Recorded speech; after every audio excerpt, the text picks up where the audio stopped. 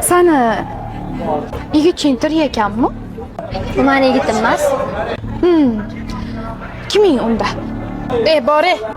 Senga kattalar gaplashayotganda aralashmagin deyishmaganmi? Bo'ldi. Qoch. Ketgin iltimos bor. Sen bilan keyin gaplashamiz. Ha, aytguncha. Keyin ogohlantirmadi demagin. Yigitingga aytib qo'y. O'ziga ehtiyot bo'lsin. Tag'in yo'q bo'lib qolmasin. Bo'ldi, qoch arzimaydi.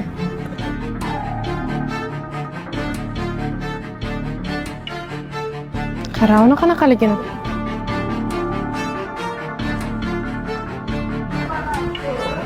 Ne yana bunaqa qotdi? Nima, prosta kechirib ketursinmi? Unga ham oson emas. O'zidan o'tganni faqat o'zi biladi. Endi aybini yuvishing kerak. Omad.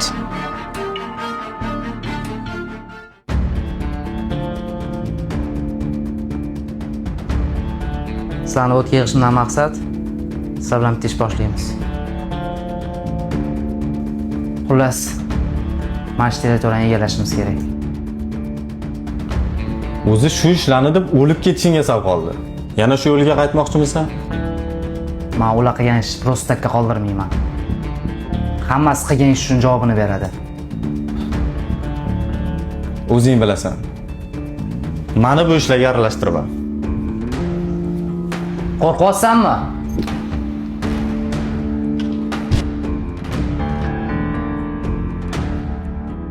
Yana kimdir ketmoqchimi? Yordam kerak bo'lsa, biz shu yerda.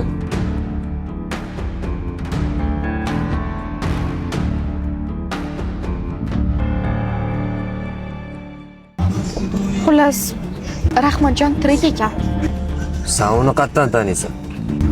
Maktabda birga o'qiganmiz. Hozir universitetda ham birga o'qiyapmiz. Yaxshi, mana shu ko'zimizdan oldi ekan. Uni yaqinlarini taniysanmi? Ana u qiz Shirin. Kim bo'ladi unga?